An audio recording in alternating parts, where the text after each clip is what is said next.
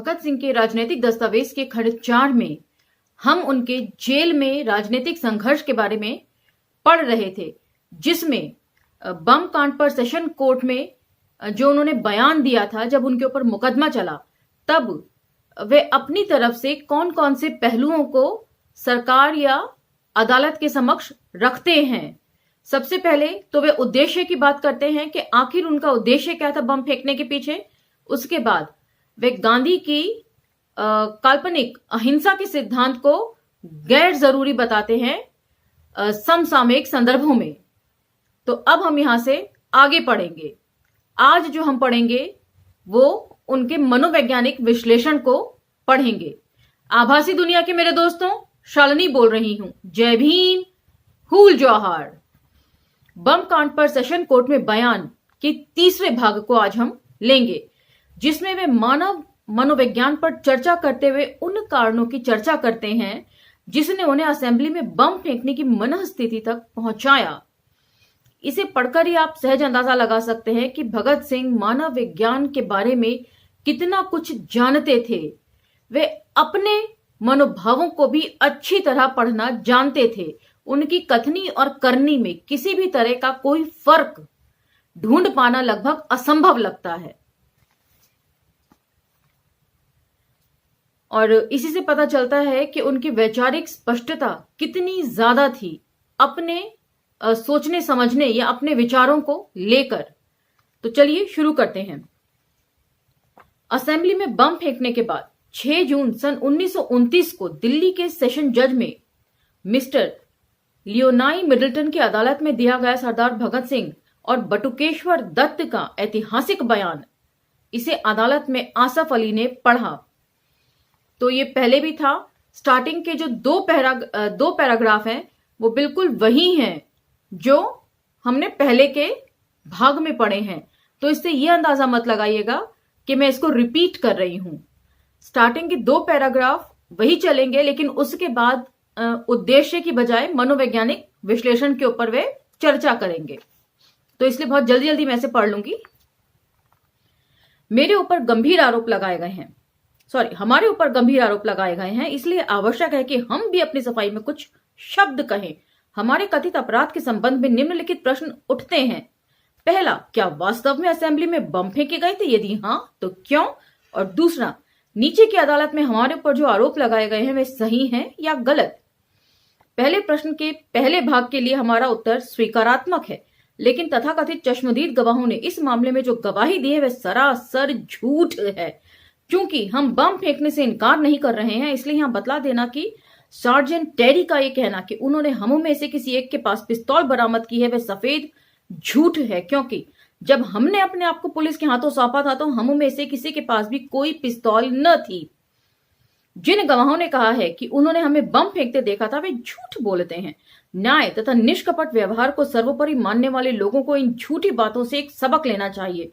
साथ ही हम सरकारी वकील के उचित व्यवहार तथा अदालत के अभी तक के न्याय संगत रवैये को भी स्वीकार करते हैं।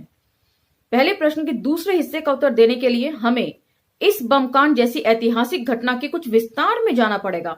हमने वह काम किस अभिप्राय से किया और किन परिस्थितियों के बीच किया, इसकी पूरी एवं खुली सफाई आवश्यक है। जेल में हमारे पास कुछ पुलिस अधिकारी आए थे। उन्होंने हमें बतलाया कि लॉर्ड इरविन ने इस घटना के बाद ही असेंबली के दोनों सदनों के सम्मिलित अधिवेशन में कहा कि यह विद्रोह किसी व्यक्ति विशेष के खिलाफ नहीं वरन संपूर्ण शासन व्यवस्था के विरुद्ध था। तो अब इसके आगे वे उद्देश्य को न रखकर मनोवैज्ञानिक विश्लेषण को रख रहे हैं, क्योंकि किसी भी अपराध को लेकर यदि आप अपराधी को दंड देता है कोई जज, तो वे उसके पीछे उद्देश्य के साथ साथ उसकी मनस्थिति और उसके मनोविज्ञान का भी परीक्षण करता है बयानों के तहत कि आखिर वो क्या वजह थी जिससे कि कोई भी अपराधी अपराध करने पे आमादा हुआ। तो उसी की यहां पर भगत सिंह चर्चा कर रहे हैं कि बिना मनोवैज्ञानिक विश्लेषण किए हुए सजा कैसे दे दी। माय लॉर्ड, इन परिस्थितियों में सुयोग्य सेशन जज को उचित था कि या तो अपराध के अपराध का अनुमान परिणाम से लगाते या हमारे बयान की मदद से मनोवैज्ञानिक पहलू का फैसला करते, पर उन्होंने इन दोनों में से एक भी काम नहीं किया। तो जो बच्चे लॉ पढ़ते होंगे वे अच्छी तरह इसको समझ रहे होंगे कि भगत सिंह किस तरह अपने मुकदमे को पेश करवा रहे हैं आसिफ अली जी के द्वारा। कि किसी भी अपराधी को दंड देने के दो ही पहलू होते हैं कि उसने जो अपराध किया है उसका परिणाम क्या है या क्या हो सकता था, और दूसरा ये कि उस वक्त उसका मनोवैज्ञानिक विश्लेषण किए बगैर उसके मनोवैज्ञानिक पहलू क्या था, वे किस मनस्थिति में था, दिमागी संतुलन उसका कैसा था। विचारणीय बात यह है कि असेंबली में हमने जो 2 बम फेंके उनमें किसी भी व्यक्ति की शारीरिक या आर्थिक हानि नहीं हुई। यदि दूसरे दृष्टिकोण से देखा जाए तो जब तक अभियुक्त की मनोभावना का पता न चल जाए उसके असली उद्देश्य का पता ही नहीं चल सकता। यदि उद्देश्य को पूरी तरह भुला दिया जाए तो किसी भी व्यक्ति के साथ न्याय नहीं हो सकता, क्योंकि उद्देश्य को नजरों में न रखने पर संसार के बड़े से बड़े सेनापति साधारण हत्यारे नजर आएंगे। सरकारी कर वसूलने वाले अधिकारी चोर जालसाज दिखाई देंगे और न्यायाधीशों पर भी कत्ल करने का अभियोग लगेगा। तो ये सभी, चाहे वे सेना के अधिकारी हों, चाहे वे सरकारी मुलाजिम हों, वे एक कानून के दायरे में रहकर ही सब काम करते हैं। जब आप फौज जब मैदान में डटी होती है तो उसके सामने सिर्फ डू और डाई वाली सिचुएशन होती है या समझौता कर लेने की सिचुएशन होती है। तो वहां पर एक्चुअल उनकी सिचुएशन को समझे हुए वैल्यू जजमेंट देना बहुत गलत बात है। उसी तरीके से भगत सिंह भी यही कह रहे हैं कि हमारी मनोदशा, हमारे मनोवैज्ञानिक विश्लेषण को नजरअंदाज करके या हमारे फेंके गए बमों के उद्देश्य को नजरअंदाज करके हमें सजा कैसे दी आपने।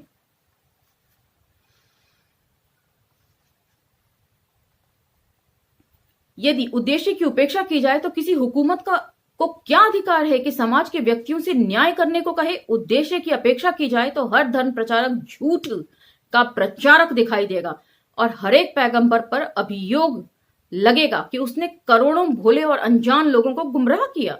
यदि उद्देश्य को भुला दिया जाए तो हजरत ईसा मसीह गड़बड़ करने वाले, शांति भंग करने वाले और विद्रोह का प्रचार करने वाले दिखाई देंगे और कानून के शब्दों में खतरनाक व्यक्ति माने जाएंगे। लेकिन हम उनकी पूजा करते हैं और उनका हमारे दिलों में बेहद आदर है। उनकी मूर्ति हमारे दिलों में आध्यात्मिकता का स्पंदन पैदा करती है। यह क्यों? यह इसलिए कि उनके प्रयत्नों का प्रेरक एक ऊंचे दर्जे का उद्देश्य था। उस युग के शासकों ने उनके उद्देश्य को नहीं पहचाना, उन्होंने उनके बाहरी व्यवहार को ही देखा। लेकिन उस समय से लेकर इस समय तक 19 शताब्दियां बीत चुकी हैं। क्या हमने तब से लेकर अब तक कोई तरक्की नहीं की? क्या हम ऐसी गलतियां दोहराएंगे? अगर ऐसा हो तो मानना पड़ेगा कि इंसानियत की कुर्बानियां, बड़े शहीदों के प्रयत्न बेकार रहे और आज भी हम उसी स्थान पर हैं जहां आज से 20 शताब्दियों पहले थे। तो हम भी तकरीबन 10 दशकों पहले ही आकर दोबारा खड़े हो गए हैं। कानूनी दृष्टि से उद्देश्य का प्रश्न खास महत्व रखता है। जनरल डायर का उदाहरण लीजिए। उसने गोली चलाई और सैकड़ों निरपराध और शस्त्रहीन व्यक्तियों को मार डाला, लेकिन फौजी अदालत ने उसे गोली का निशाना बनाने का हुक्म देने की जगह लाखों रुपए इनाम में दिए। तो इस उदाहरण से ये बिल्कुल पता चलता है कि कितनी गहरी फांस चुभी होगी जलियांवाला बाग हत्याकांड की भगत सिंह जी के सीने में। एक और उदाहरण पर ध्यान दीजिए। श्री खड़ग बहादुर सिंह ने, जो एक गोरखा नौजवान है, कलकत्ता में एक अमीर मारवाड़ी को छुरे से मार डाला।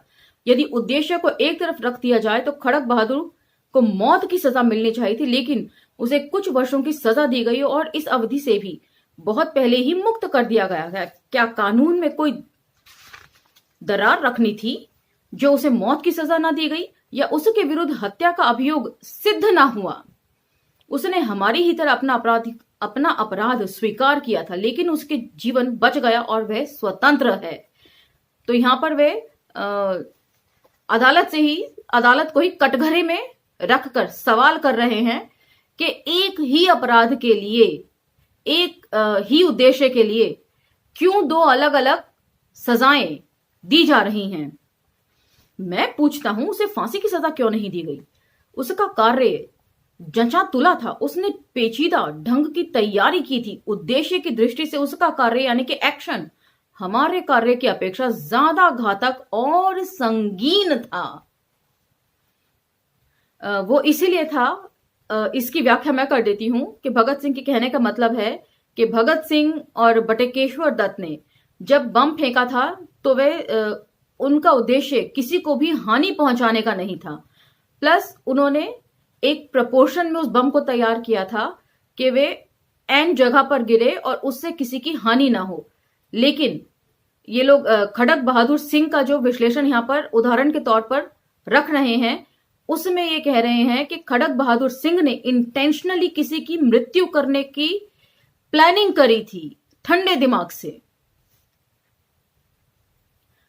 उसे इसलिए बहुत ही नर्म सजा मिली क्योंकि उसका मकसद नेक था। उसने समाज को एक ऐसी जोंक से छुटकारा दिलाया जिसने कई एक सुंदर लड़कियों का खून चूस लिया था। श्री खड़क बहादुर सिंह को महज कानून की प्रतिष्ठा बचाए रखने के लिए कुछ वर्षों की सजा दी गई। मतलब खड़क बहादुर सिंह ने जिस मारवाड़ी का कत्ल किया वह बेहद गलीज इंसान था, स्त्रियों को बर्बाद करने वाला था, इसलिए खड़क सिंह ने उसको मारकर सही किया। हालांकि उसने जिस तरह की तैयारी की गई थी वो उसे संगीन अपराधी की श्रेणी में खड़ी करती है, लेकिन क्योंकि उसने अपना अपराध मान लिया और उसके पीछे जो उसका उद्देश्य था वो एक नेक था कि ताकि दूसरी लड़कियां बर्बाद होने से बच सकें। इसीलिए और उसी तरीके से भगत सिंह अपने आप को कंपेयर करके बता रहे हैं कि हमारा भी तो इरादा नेक था, हमने बम जरूर फेंका लेकिन इस उद्देश्य से कि वो किसी को हानि ना पहुंचाए। जबकि यदि भगत सिंह चाहते तो पूरा पार्लियामेंट ध्वस्त कर सकते थे तेज बम बनाकर।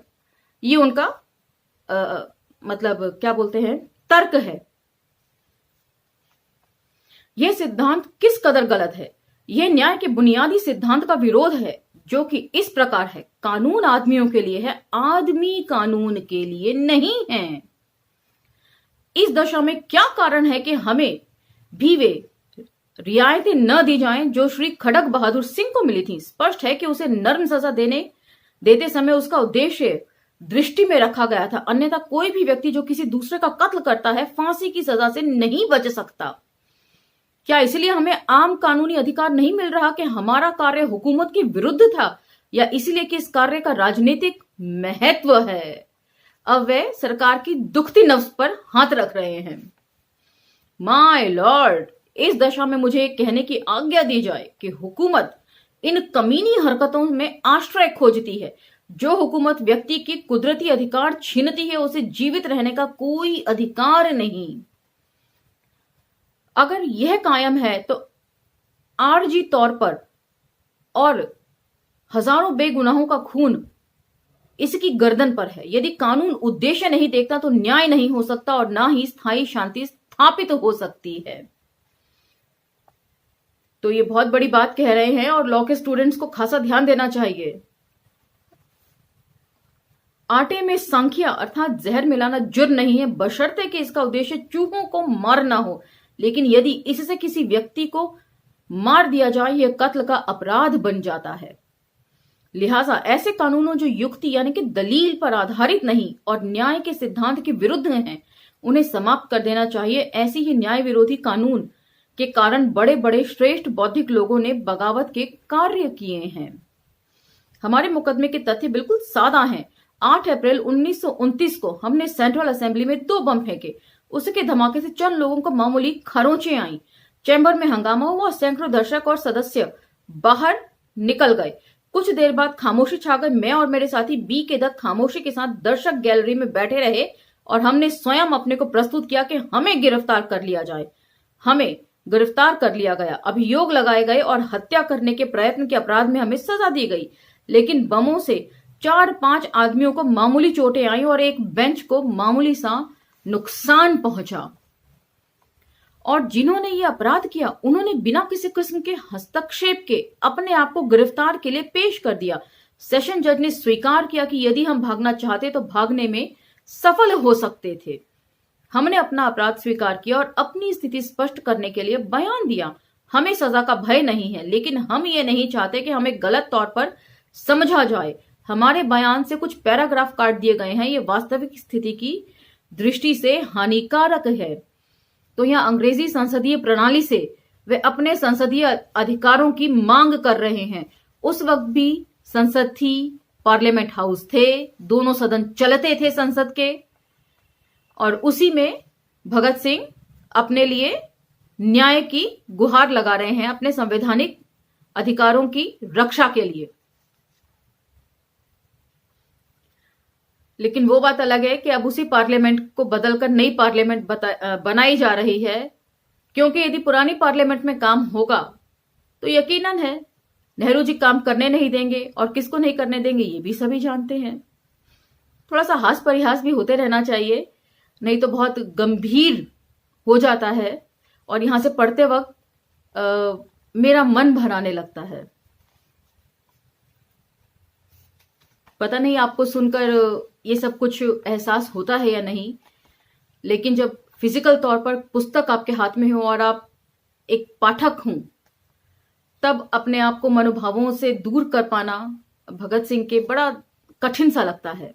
तो इसलिए बीच बीच में कभी कभी थोड़ा थोड़ा हास परिहास भी होते रहना चाहिए, ताकि माहौल गंभीर न बने।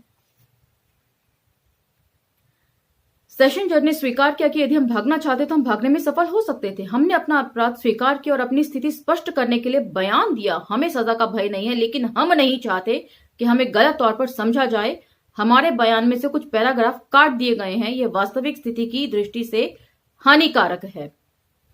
समग्र रूप से हमारे वक्तव्य के अध्ययन से साफ प्रकट होता है कि हमारे दृष्टिकोण से हमारा देश एक नाजुक दौर से गुजर रहा है। इस दशा में काफी ऊंची आवाज में चेतावनी देने की जरूरत थी, और हमने अपने विचार अनुसार चेतावनी दी है। संभव है कि हम गलती पर हों, हमारा सोचने का ढंग जज महोदय के सोचने के ढंग से भिन्न हो, लेकिन इसका यह अर्थ नहीं कि हमने अपने विचार प्रकट करने की स्वीकृति नहीं, लेकिन इसका अर्थ यह नहीं कि हमें अपने विचार प्रकट करने की स्वीकृति न दी जाए और गलत बातें हमारे साथ जोड़ दी जाएं। इंकलाब जिंदाबाद और साम्राज्यवाद मुर्दाबाद के संबंध में हमने जो व्याख्या अपने बयान में दी है उसे उड़ा दिया गया है, हालांकि यह हमारे उद्देश्य का खास भाग है। तो मैंने पहले भी कहा है कि भगत सिंह को ये लग रहा होगा कि शायद ये उनके पास आखिरी मौका है अपनी कही हुई बात को, अपनी विचारधारा को, अपने विचारों को डॉक्यूमेंटेशन करवाने का। इसीलिए उन्होंने उन सभी पहलुओं को अदालत की कार्रवाई के दौरान लिख कर दिया, पढ़वाया, ताकि उसका डॉक्यूमेंटेशन हो सके। क्योंकि यहां पर साफ साफ लिखा जा रहा है कि कुछ पैराग्राफ काट दिए गए हैं और उन्हीं पैराग्राफ्स की यहां पर वे व्याख्या कर रहे हैं। दोबारा सुनिए। इंकलाब जिंदाबाद और साम्राज्यवाद मुर्दाबाद के संबंध में हमने जो व्याख्या अपने बयान में दी है उसे उड़ा दिया गया है, हालांकि यह हमारे उद्देश्य का खास भाग है। इंकलाब जिंदाबाद से हमारा यह उद्देश्य नहीं था जो आमतौर पर गलत अर्थ में समझा जाता है। पिस्तौल और बम इनकलाब नहीं लाते, बल्कि इनकलाब की तलवार विचारों की शान पर तेज होती है, और यही चीज थी जिसे हम प्रकट करना चाहते थे। तो यदि मुझे यहाँ पर अरुंधति रॉय की लिखी हुई पुस्तक एक था डॉक्टर एक था संत का एक लाइन है जो उन्होंने पहले ही पेज पर लिखी है, याद आती है कि इनकलाब भी आते हैं और अक्सर इनकलाबों का आगाज पढ़ने से होता है। तो यहां पर वे एकदम भगत सिंह की बात को समर्थन देती हुई लगती हैं। भगत सिंह भी यही कह रहे हैं कि पिस्तौल और बम इनकलाब नहीं लाते, वे तो विचारों की शान पर तेज होते हैं। हमारे इनकलाब का अर्थ पूंजीवादी युद्धों की मुसीबतों का अंत करना है। मुख्य उद्देश्य और उसे प्राप्त करने की प्रक्रिया समझे बिना किसी के संबंध में निर्णय देना उचित नहीं। गलत बातें हमारे साथ जोड़ना साफ साफ अन्याय है। तो पहले भी मैं बोल चुकी हूं पहले ही भाग में कि भगत सिंह को एहसास था कि उनके जाने के बाद उनके चरित्र का हनन सभी ओर से किया जाएगा बखूबी। इसीलिए वे अपनी हर बात को यहां पर स्पष्ट तौर पर रख रहे हैं, एक भी पॉइंट वे नहीं चूके कहने से। तो इसीलिए मैंने बार बार कहा है कि लॉ के जो स्टूडेंट्स हैं वो इस जो हाई कोर्ट में बयान है भगत सिंह का, उससे ध्यान से सुने और सबक लें कि मुकदमे आखिर किस तरह बारीकी, मुकदमे लड़ते वक्त किस तरह की बारीकियों पर ध्यान देना चाहिए। इसकी चेतावनी देना बहुत आवश्यक था। बेचैनी रोज रोज बढ़ रही थी। यदि उचित इलाज ना किया जाए तो रोग खतरनाक रूप ले लेता है। कोई भी मानवीय शक्ति इसकी रोकथाम ना कर सकेगी। अब हमने इस तूफान का रुख बदलने के लिए एक कार्रवाई की। हम इतिहास के गंभीर अध्येता हैं। हमारा विश्वास है कि यदि सत्ताधारी शक्तियां ठीक समय पर ही कार्रवाई करती तो फ्रांस और रूस की खूनी क्रांतियां न बरस पड़ती। दुनिया की कई बड़ी बड़ी हुकूमतें विचारों के तूफान को रोकते हुए खून खराबे के वातावरण में डूब गईं। सत्ताधारी लोग परिस्थितियों के प्रवाह को बदल सकते हैं। हम पहले चेतावनी देना चाहते थे और यदि हम कुछ व्यक्तियों की हत्या करने के इच्छुक होते तो हम अपने मुख्य उद्देश्य में असफल हो जाते, क्योंकि वे बता रहे हैं कि उनका उद्देश्य किसी को मारना या खून खराबा करना नहीं था, सिर्फ बहरे कानों तक अपनी आवाज पहुंचाना था कि क्रांति का आगाज हो चुका है, ध्यान दीजिए। और आगे क्रांति के दौरान होने वाली मारकाट या खून खराबे को रोका जा सकता है यदि अभी ध्यान दिया जाए। माय लॉर्ड, इस नियत अर्थात भावना और उद्देश्य को दृष्टि में रखते हुए हमने कार्रवाई की और इस कार्रवाई के परिणाम हमारे बयान का समर्थन करते हैं। एक और नुक्ता यानी कि पॉइंट स्पष्ट करना आवश्यक है। यदि हमें बमों की ताकत के संबंध में कतई ज्ञान न होता तो हम पंडित मोतीलाल नेहरू, श्री कलेकर, श्री जयकर और श्री जिन्ना जैसे ससम्माननीय राष्ट्रीय व्यक्तियों की उपस्थिति में क्यों बम फेंकते? हम नेताओं के जीवन किस तरह खतरे में डाल सकते थे? हम पागल तो नहीं हैं, और अगर पागल होते तो जेल में बंद करने की बजाय हमें पागल खाने में बंद किया जाता।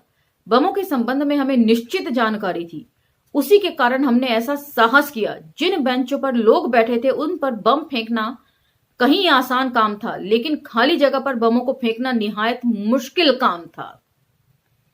अगर बम फेंकने वाले सही दिमागों के ना होते तो वे परेशान या असंतुलित होते तो बम खाली जगह की बजाय बेंचों पर गिरते। मैं तो कहूंगा कि खाली जगह के चुनाव के लिए जो हिम्मत हमने दिखाई उसके लिए हमें इनाम मिलना चाहिए। तो यहां पर अगेन काफी व्यंग्यात्मक लहजे में वे अपनी बात रख रहे हैं, जिस तरह जनरल डायर के बारे में वे कह रहे थे। इस हालात में माय लॉर्ड, हम सोचते हैं कि हमें ठीक तरीके से समझा गया नहीं। इन हालात में माय लॉर्ड, हम सोचते हैं कि हमें ठीक तरह समझा नहीं गया। आपकी सेवा में हम चाहते हैं कि ना तो हमसे अनुचित व्यवहार किया जाए, ना ही हमारे संबंध में अनुचित राय दी जाए। सजा का सवाल हमारे लिए गौण है। तो इससे पता चलता है कि मनोवैज्ञानिक तौर पर भी वे कितने संतुलित थे। उनके विचारों को लेकर गजब का कॉन्फिडेंस झलकता है। एक छोटा सा सिनॉप्सिस था जो मैंने लिखा था ताकि मैं भूल ना जाऊं अपनी बात कहते वक्त। और यहां भगत सिंह की बातों से और उनका ये कॉन्फिडेंस किसी को भी पस्त कर देने के लिए काफी लगता है। अब प्रमुख प्रश्न यहां पर यह है कि फेंके गए बम के पीछे का उद्देश्य और उसे छुपाकर चरित्र हनन करने की साजिश मुख्य थी, जिसके ऊपर भगत सिंह फोकस करते हैं। वे अपनी सारी बात जो है पूरी तरीके से सामने इसी उद्देश्य से रखते हैं, क्योंकि उनके रहते ही अखबारों में उन्हें कभी पागल करार देने लगते हैं, कभी कुछ। तो अपने चरित्र हनन को लेकर वे अच्छी तरह जानते थे कि ये जरूर होगी घटना। इसीलिए वे एक एक बारीकी को बिना मिस किए हुए अपनी सारी बात सामने रखते हैं, डॉक्यूमेंटेशन उसका करवाते हैं। तो यहां पर हम ये एपिसोड समाप्त करते हैं और अगले एपिसोड में हम उन पत्रों को लेंगे जो जेल में रहने के दौरान भगत सिंह ने अन्य व्यक्तियों को लिखे। तो आज का एपिसोड यहीं समाप्त होता है। अगले एपिसोड में आपसे फिर भेंट होगी। तब तक आज्ञा दीजिए। धन्यवाद।